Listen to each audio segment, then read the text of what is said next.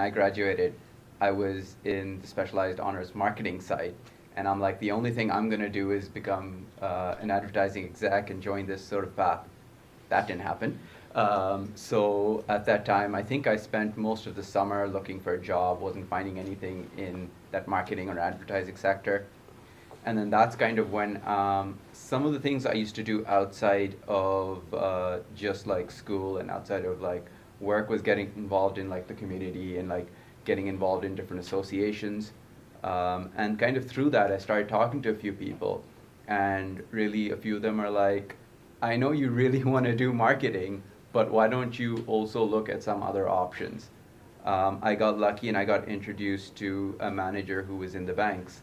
And he actually sat me down and he like networked with me and he told me about like kind of his career path.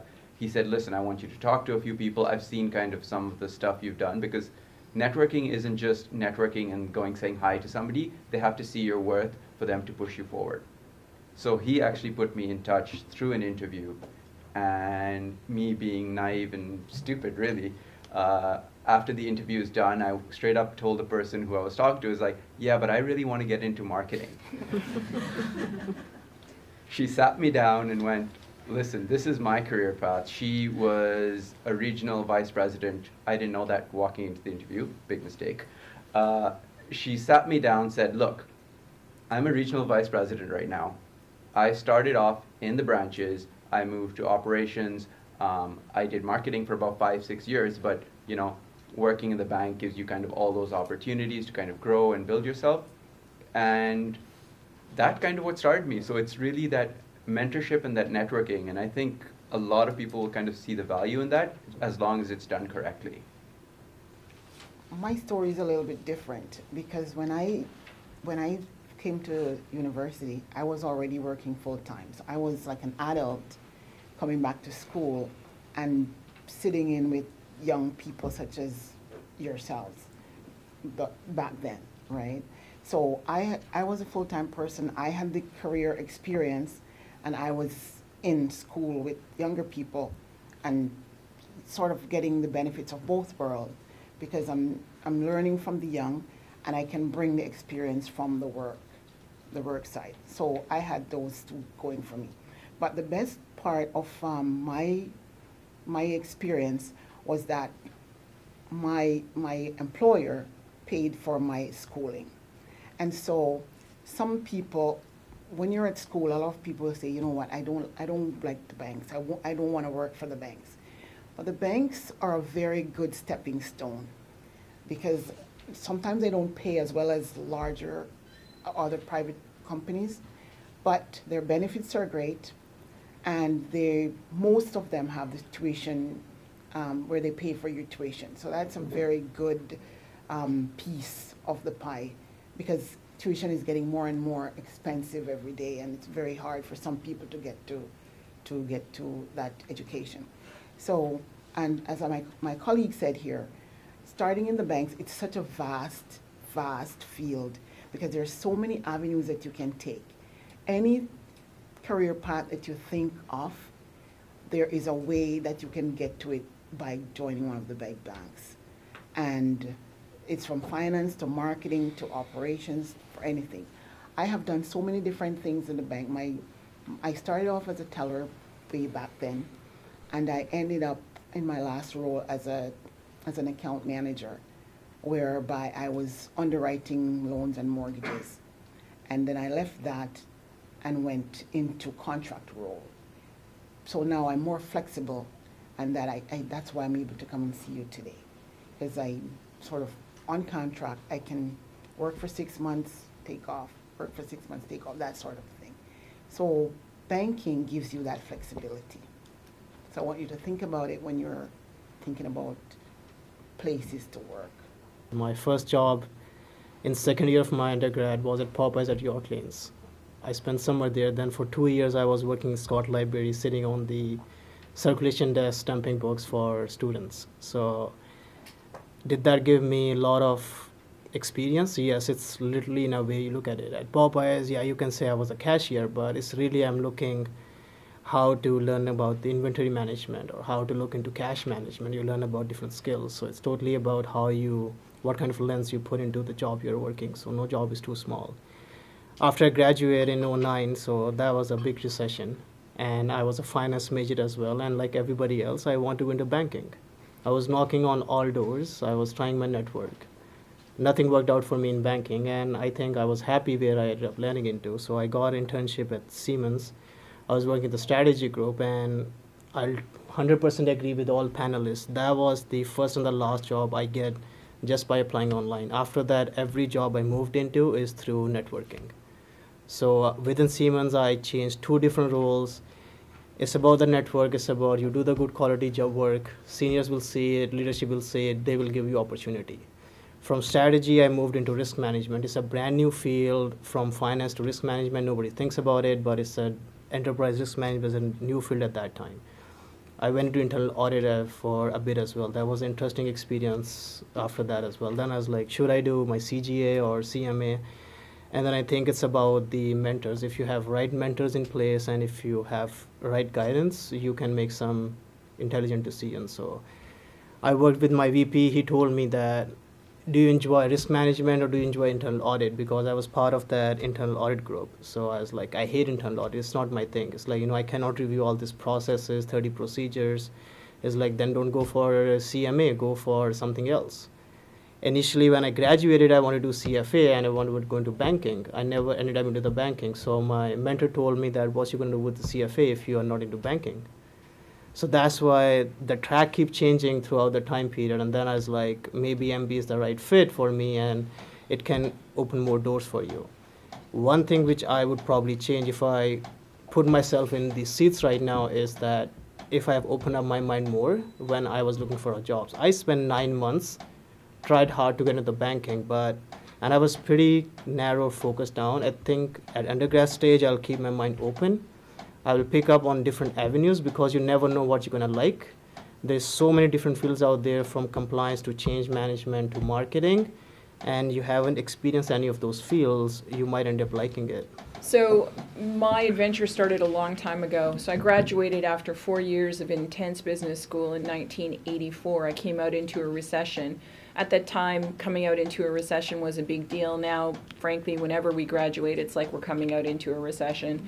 So we're all scrambling to try and get jobs, and we're not really necessarily focusing on what it is we want to do. We're trying to get into something that's going to take us.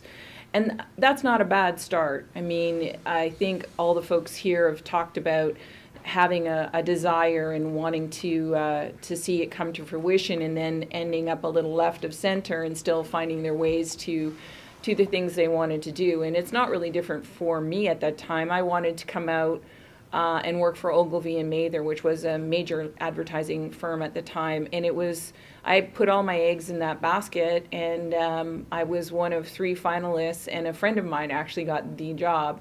And I ended up in banking, which was the last place I would have ever imagined. And I didn't ever like financial services or the financial part of business school, etc. But how it happened was very much, I mean, after these 4 years, I ended up not getting a job out of school, even though I was in a co-op program and had worked with a variety of different firms. I ended up waitressing for the first time, and I was waitering on a group of men, and the guy said, "What are you, a brain surgeon by night?" And I said, "No, I'm an unemployed business grad. Do you have a job for me?" And he said, "Yeah, I'm a VP at an insurance company, and so send me your resume." And then the rest was history. I started off with that firm, moved within a year on to Manulife in Toronto. From Manulife, I moved to Scotiabank for about 10 years. And then I went into external consultancy to bring in about the technology piece, because I knew that was going to be hot. And also it made sense. It was interesting to me. And then from there, my career just kept growing and growing. I ended up, by the time I was 38, I was a VP in New York City, building out a very big consulting practice.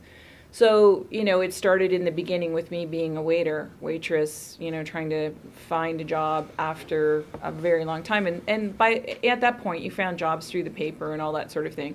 But I found that job also through networking. And I think I'll leave it at that. We'll probably get into more stuff, but hopefully what I hope to do through this conversation with you folks is make it so that it's meaningful to each and every one of you in order to get a job. And a job that you can get started with, that you can count on, and one that you don't hopefully loathe in the beginning, and that you can, start to circumnavigate getting to where it is you think you want to go. So hopefully this conversation is going to help with that. So, like I said, I fell into government. I actually started as a volunteer at York's Career Center. I was the person that had flyers and pamphlets, and I would be at Very Hall, and I would try to stop students, and I would try to tell them to go to the career fair. And I thought, how does this relate to anything that I'm doing? But it did, because it got me starting to think about what is it that I want to do and where do I want to go.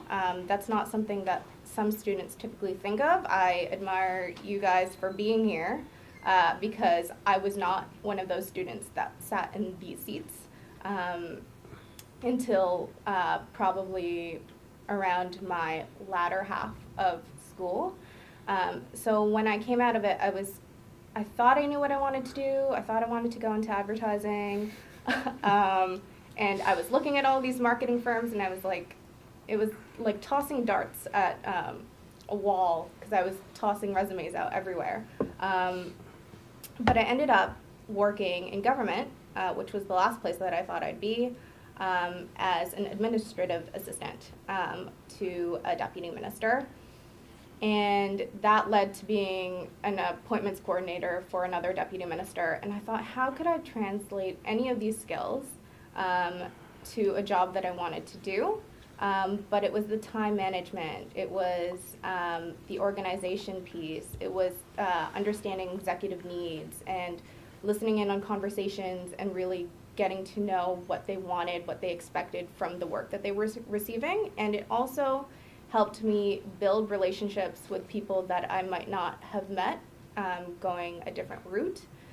So I think that's really important, that networking was a weird concept for me. I thought it was just, I met someone and they would change my life by offering me a job right after that conversation, but that's not how it worked. It was building relationships, starting conversations, learning from people, and really figuring out where I saw myself fitting in the organization that really shaped my experience. That was one of the best experiences ever.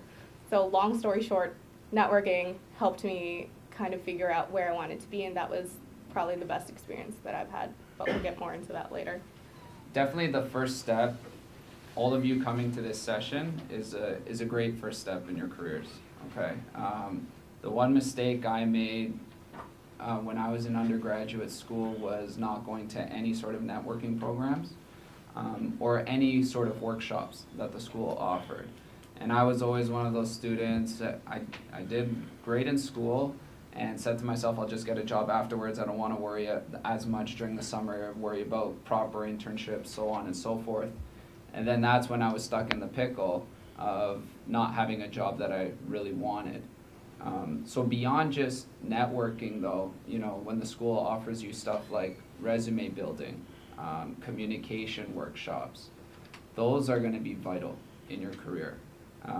It wasn't until I did my MBA, and because it was the co-op, we had mock interviews that they looked at our resumes, tested us during interviews, and while my interview was great, there was a lot I could work on my resume. And that's part of the issue and the struggles I think that a lot of students have when they apply, for example, online.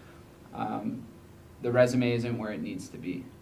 So that's just, you know, from a student standpoint, continue to do these sort of things. I told you how I was in a call center. Well, even when I did my MBA and I was doing my CMA, when I got my first full-time gig at Kraft Heinz, I was actually photocopying papers, okay? And I'm not exaggerating this. I was actually scanning, photocopying, and doing a few other administrative pieces of work. But since that point in time, I've been able to get 5 different roles, which have now led me to my current position today. And the one thing I'd say, it's not just about networking outside, it's also about having a network inside your workplace and connecting with the right people, which was noted before. Finding that mentor that you can talk to. The one thing I was told when I was in my initial role, it was called a deduction specialist, okay? One thing I was told on an ongoing basis was that I would have no chance of getting out of that role. That I was kind of stuck in the company on the 5th floor, and the other 4 floors were really what were driving the business. And I made it my initiative that I wasn't going to be stuck. So what I did was I connected with the right people inside the company. I told them why I was good at my job. I told them I wasn't going to complain about my job, that I was going to do well in that role and make sure that I excelled in it. But then once I did that, I would want to explore something else and excel in that role. And that's when the directors and managers started to notice me.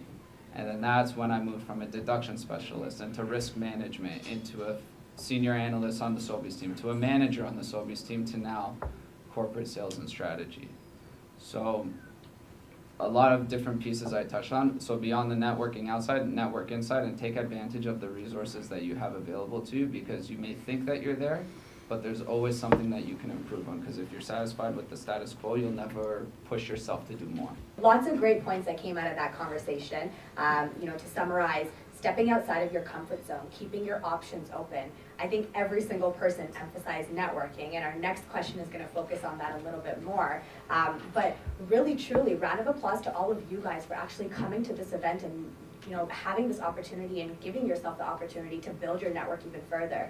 When you leave here, your network is going to now increase by 7 professionals. So that's really something to keep in mind. I encourage all of you to keep on coming to these events as well. I also want to mention, some of the services that were mentioned towards the end of the conversation, such as our resume building, mock interviews.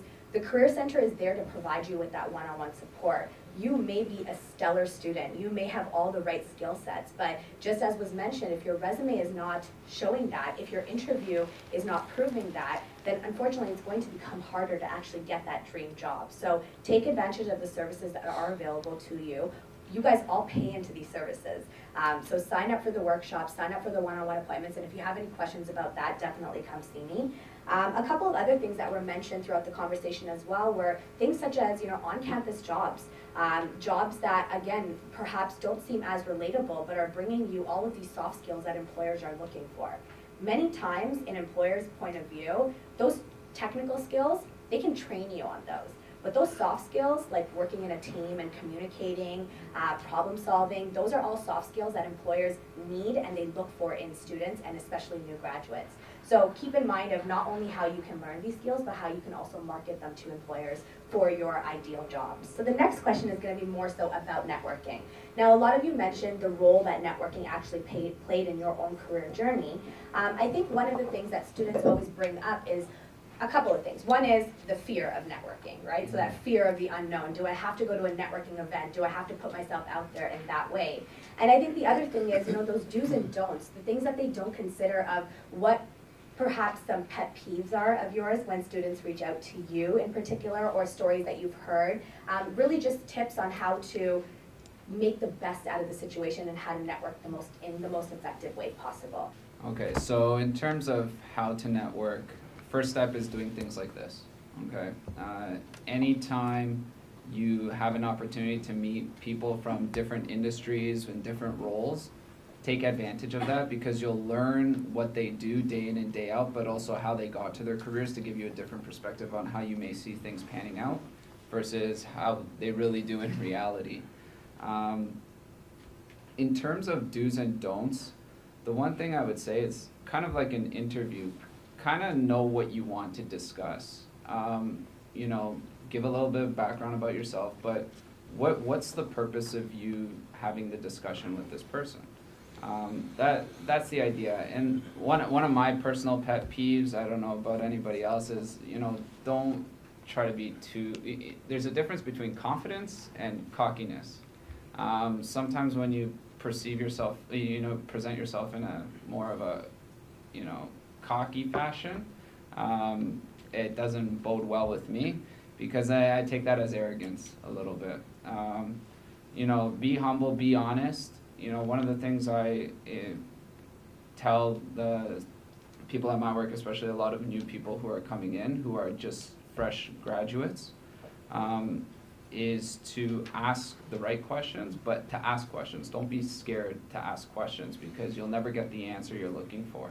So one of the things that I would like to recommend for people is, if you're an introvert like I was and I still am, networking can be really intimidating, and going to events with multiple people and approaching someone that you might admire, someone whose experience speaks to things that you want to do, that can be really difficult, especially if you're not comfortable speaking with them. But try anyway. Go to those events. Have conversations. Understand what your networking style is. If you feel more comfortable in a group setting, then go to group networking events. I know that York does, the Career Center does TASTE, which is you go with someone and it's almost like a group setting because there's another person with you, so it doesn't put a lot of pressure on you to network. Or if you prefer one-on-one, like I did, I would go to networking events and find a speaker that I thought spoke to me and spoke to the experiences that I wanted to kind of see. And I'd go and wait for an opportunity to speak to them one-on-one. So that would be something that I would recommend.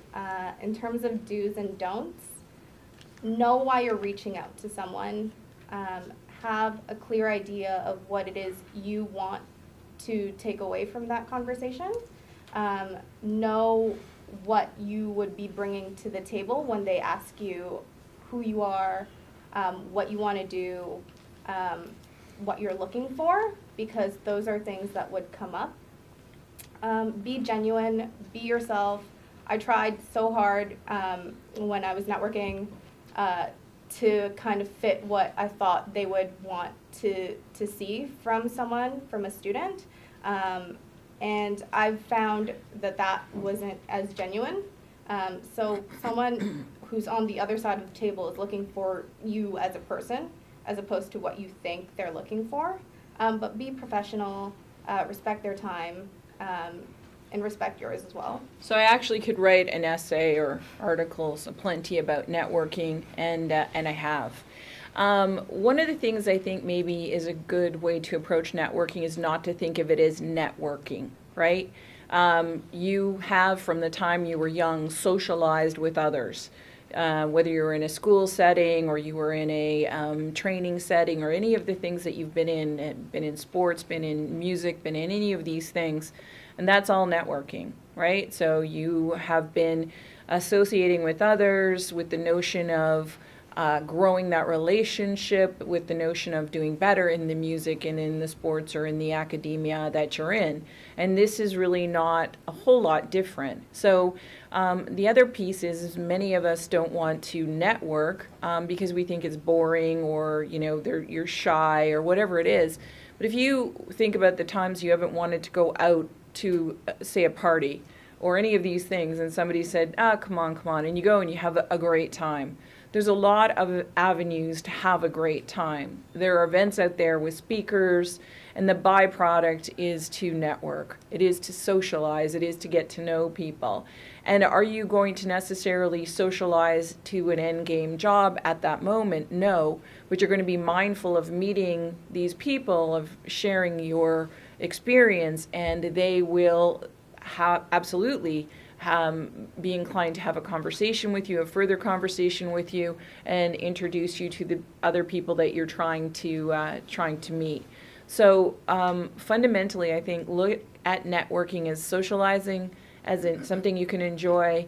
One of the best stories that I have is that I am on LinkedIn. I'm a big LinkedIn proponent. And I always have a warm resume, and I'm very current all the time, ready to be hired at any moment by anybody who's coming to speak with me. And I had somebody reach out to me from Laurier, a Laurier grad, business school grad, and to me, alumni matters. For instance, in the States, alumni matters a great deal. Hopefully in Canada that will start to matter. I knew what he had come from. It mattered to me from a sense of pride. It mattered to me because I knew what he had gone through in those 4 years of business school. And he came to me and he sent me a note cold on LinkedIn and he said, hey, can I talk to you? I said, sure, just call me. And well, what time? I said, I can't do that, just call me. So he called me and he got me and we spoke. And I said, well, so I was heading up the internal consulting group at RBC. We spoke and I said, well, we're hiring, we're looking for business analysts right now. Can you come in and talk to some people? So he came in, and his name is Clark. He came in and he talked to some of the folks in the group thought he was great. And then I sat down with my management team, and the person in charge said, well, he doesn't have an MBA. And I said, he's an analyst. He doesn't need an MBA. He doesn't need an MBA, neither do all of the junior tiers of our ranks. Nobody does, but anyway, it's another story. So I said, he's got the goods, he knows what he's doing, he's got the experience, he's worked all the way through school, and he works now in a consulting firm based out of the school. Anyway, sold that. He came in as a business analyst, and I got a note from him a couple of years ago saying, thank you so much. Thanks to you, I now work with the bank in New York, and they paid for me to do an MBA at Yale. So he got that opportunity, felt great about it. I felt great about it, of course. Bottom line, a great guy, came into the bank and has now an extremely bright future ahead of him. And I would encourage, that it doesn't have to be with whom you have a relationship through school or whatever, but there's relationships out there. I'm having a conversation later today, which is a business conversation. The very first thing I did was read up on this fellow to find out what's his deal. Like, who's he associated with? What does he like to do? Where are their commonalities? And it makes it it makes it less painful. Because if you have things in common, you can talk about those things very comfortably. You don't have to talk about them in a manufactured or manipulative sort of way. So those are just some of the thoughts that I have around what is called networking. I think I'll leave it at that and move along. When I was in undergrad, I didn't take networking seriously, to be honest. I'll be blunt with you guys. What I've seen today is like most of the people or the students, they take networking in two different avenues. One is that, I don't care about networking. I have great transcript. I have great grades. I'll get into the firm I want to be. The second is like they think of networking is that I will reach out to my network and I will get the job offer in my hand. It's not going to work either way. So if you are thinking about, I was in both boats, I would say. I was like, hey, I'm going to reach out to my friend and I will have a job in my hand. It doesn't work like that way. The only thing network will do, which is a great thing, is getting into the company to meet the people, to landing you the interview. So I can tell you from experience, I closely worked with HR back in the day. If there is a position online, they probably receive 1,000 or 1,500 resumes. How many people they're going to interview? 15 to 20. So if you're making that cut by networking, that you are in top 10 to top 15, that's more than enough you can expect from your network. And if you get that, that's a great feat by itself. When I moved internally within Siemens, I have the job offer verbally. They're like, you're going to get to this position. What happened is that position get posted, people applied online, they interviewed 5 people, all these internal policies happened, but I knew internally that I already have the job. So 70% of the jobs in the market get filled by networking. 30% is like they are unable to find resources, I'm going to hire somebody. So that's the importance of network. I would say your network begins on day one you enter into the school. Your friends, your peers, they will be in the great companies 5 years and 7 years from today. If I recall, I can count on my fingers. I have 10 friends from undergrad who are working in MNP, EY, Deloitte. I can reach out to them on LinkedIn. I'm a great promoter of LinkedIn as well. I can reach out to them. I can go for a coffee chat. They will never say no to me. And that's how alumni works. So you reach out to them. So make sure you stay connected with your friends. They will come to your help down the pipeline for sure. In terms of what you're going to do today, I would say go to the career centers. Don't be afraid in reaching out to people. If some person contacted me, like Serena contacted me for this event, I'm not getting any money for it. I'm giving back to the community. I'm giving back to the school because I feel where I am today is because of the school. So I'm giving back. That's how alumni works. So feel free to reach out to me. Don't reach out that, hey, I saw this position, I need this job. It's not going to work like that. If somebody reached me out humbly that, oh, I just want to have a coffee chat, I need your input, I would never say no. That's personally my way. So I went to Schulich. At least Schulich alumni is more stronger, I would say, because it's a master's program. I get coffee chat invites left, right, and center because I'm working in downtown. If I have time, I make sure that I go meet them. It's not going to help only them. It's going to help me as well down the pipeline. If I need some business, if I'm in consulting world, like today I met Kelly for the first time, but tomorrow if there's something I can work with her, I can reach out to her and she will know me and she will at least talk to me. So value all those interactions, be bold, come out of your fear to go talk to people. Nobody gonna say no to you. It's just that even if you get no as an answer, don't take that rejection seriously because there's a lot of people out there who will be willing to help you. The one thing is in networking, it's a two-way street. So in networking, you want to give and you want to receive. Don't approach networking session as, oh, I'm going to go there and get this. They want to know what you bring and you want to get something in return. So in any networking situation, you want to be prepared. Know why you're going to this networking session. So some people say you should have what is called an elevator speech. So that is something that you can say right off the bat. You don't want to be at a networking session and you meet some executive and you have nothing to say, because that's a wasted networking opportunity. So you want to be prepared at all times with what you know about yourself, where you want to be, who you are, and why you want to do this. So you want to have these 5 things about yourself ready and prepared at any given time. It's like your resume should always be up to date. So your networking speech should be at the forefront of your mind, should be able to roll off your tongue at any given time. To start off, I think I really didn't take networking seriously, kind of like some of the other panelists as well. I was working for the government while I was in school. I'm like, yeah, that looks good on a resume. I don't really care about meeting other people. I also was a very shy introvert before that, so I would never really go up to people. So I was like, what's the point? I'm not going to approach anybody, and I'm not going to move forward on that. So really, I know all of us are repeating this, and maybe it sounds cliche, but the Career Center, things like this are major opportunities, and I do wish I did something like this before. With that said, when you do come into any form of networking, it really is that. It shouldn't be something where you go in expecting to get a job. If you get that, you will probably be shut down right away, or the person will walk away like thinking that person is full of something. But you really have to be confident. I think that was also mentioned, and you shouldn't be arrogant. That is big. Don't ever be scripted.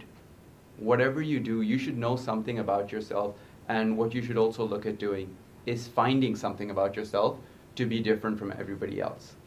Going into a conversation, hey, I'm from Atkinson, I graduated with this program. Okay, that's everybody else in this room.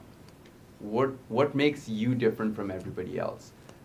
You should have, one is a conversation piece, so something you can talk about which is genuine to you, which would interest the other audience. Reaching out to people over LinkedIn is massive. I think up till now, I've only had probably 2 of my roles or jobs where I've actually applied to. Everything else truly has been networking. It's usually going to be from like mentors or sponsors or people you've worked with. So a sponsor is something you probably will not get right out of university. It'll be something you'll build. But finding mentors is crucial. Finding people who know you or who have worked with you, it's going to be something which will kind of get people to guide you. And if you really have that worth, some people will transform from mentors to sponsors. These will be the people who help you move in your career. They're the ones who are going to go and call up another senior manager or a director and be like, hey, this guy's good, I've worked with him, you should really consider him. And I've actually had that happen where I got a call while at work, and it's like, listen, I know you're like a junior analyst right now, weren't you interested in going more into like business and operations and consulting? I know a manager and they are hiring right now. He literally conference called me into this manager, and 3 months later I was starting this job. So all of these things are kind of there. Like, you have to go in, you've got to know what you're talking to people about. You got to know what you are talking about, and you got to know where you want to go. Like, networking is probably the most crucial tool, but if done wrong, it's probably your biggest detriment. I hated networking, but like I mentioned earlier, networking was probably the most pivotal thing I've done for my career, but it was through socializing. I liked like-minded individuals, so I hung out with those types of student groups, and I networked through socializing. Didn't realize you were networking, but you start, talking about non-school stuff, and the wheels start turning, and the impression you make on these people lasts, and they've got networks, and they can eventually vouch for you. So I can't offer the greatest insight there, but as an employer now, one of the most effective ways that I've been kind of, not poached, but reached out to by some of my current employees is come with a point of view. Don't be arrogant, don't be cocky, because that's all one same bucket, and it's just like, why the hell are you reaching out to me? You don't even need a job. Everybody's gonna hire you, so don't waste my time. But whether it's in person or it's email, LinkedIn, speaking from the digital world, it's all about that intro line. You gotta capture them. You gotta open up with something very intriguing that makes me want to read the rest of your long-winded emails. Trust me, we hate long-winded emails. In person, ask questions. Know who I am, know what I do, ask questions about what I do. And if you do have a keen experience or interest in that area, you'd understand what that individual and that scope of work is. Formulate your knowledge into the questions, like leading questions, like how do you actually structure your development team? Do you guys do weekly sprints, bi-weekly sprints? How do you handle your QA process? So it gives me a reassurance that I'm talking to somebody who actually knows the space. And that'll actually resonate because you're asking questions and I'm forced to answer. So don't just come off with, it's great to have an opening sales pitch, a line, but sometimes that can get buried and it won't resonate too much. But if you're asking deep questions, specific questions to our business, this industry, stuff that's trending right now, can definitely give you a good response and it'll actually resonate. When you go into a networking event or even in an interview, you have to remember, especially in an interview, if I'm the interviewer and you're the interviewee, yes, I'm interviewing you, but you also need to interview me because you have to decide, is this really a company I want to work for? Similar to a networking session. I can ask you a bunch of questions about you, but you need to ask me questions so you can test me and determine, is this something I really want to do? That's one thing that I learned through the interview process, because at the very end of every interview, no matter what, they will always ask you, do you have any questions? And if you respond with, no, I'm okay, no questions, that doesn't bode well. You should always have a couple questions that you want to ask the interviewer because then it shows your interest in the job and in the company, okay? What those questions are, we can discuss later because I don't want to take up time on that. The other thing is in terms of being able to socialize with the networking panel or anybody else that you deal with, I know some people, I was an introvert too when I was in undergrad. Not only when I got into my MBA program did I start to do more and experience more and join clubs and whatnot. But where was I going? Oh yeah, so when you network though, you may feel uncomfortable in this setting. I completely understand. You may just hear what you want to hear, then go out the door. I get it. But you may also be in other groups outside of school, and you have a network there. I played soccer my whole life. A lot of those guys that I play with now, I played with when I was 16 years old. And that is my network. So I have my MBA network, I have my York network, I have my soccer network, and then it just becomes a big web. And similar to what was known before, I can speak to any one of those people and feel comfortable that they would want to refer me for a job because I feel comfortable in how I do my work and how I go about it and the relationship I have with them. And then the final thing before I forgot was about standing out and being different. You know, one guy at my MBA program, he got an interview because on his resume he said that he was a professional poker player at one point.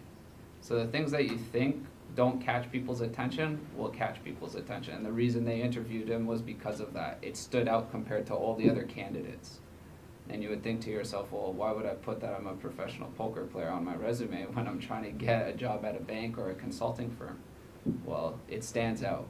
Things such as, like, you know, being a professional poker player, that actually says a lot about you, right? Yes. I mean, the actual skill itself and what it takes to compete in that type of industry as well. Think about what the employer would be able to take from that and what you would be able to market about that as well. When it comes to networking, research is so important. Knowing about yourself, knowing about the person that you're going to meet with, knowing about their role in organization, essentially guarantees that the questions that you're going to ask are just going to be a lot more thoughtful. Don't waste your time asking questions that you can readily find the answer to online, right? So the more you know about them, or even the projects that they're working on, or the different contracts that they have, the more insightful and more the better your actual conversation will flow as well, and you will find that the information that you get is going to be a lot more valuable. Another thing to point out, and I think this is a question that a lot of students have, is how do I approach professionals? Especially if you're doing it on LinkedIn, I think I really want to repeat the fact that it is important to let people know why you are reaching out to them.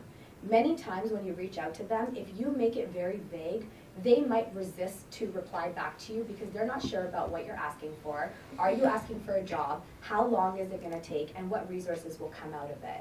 So if you explain that you are a student and you're looking to gain some guidance or some tips about the organization or the labor market, you're going to find that your success rate and people responding back to you will definitely increase, because now you've given them a nice snippet of what you're hoping for. And now they also know what to expect as well. So I highly encourage you guys to, take all of this into consideration, and just remember that networking doesn't have to be a scary thing. There's so many options out there. So if you are that extrovert that likes to go to networking events, continue to do so. But if you're someone who's a bit more shy, believe me, there are so many other resources out there, such as Taste, such as calling people or doing informational interviews that are a lot more one-on-one, and will hopefully reduce that stress and that fear about that networking portion.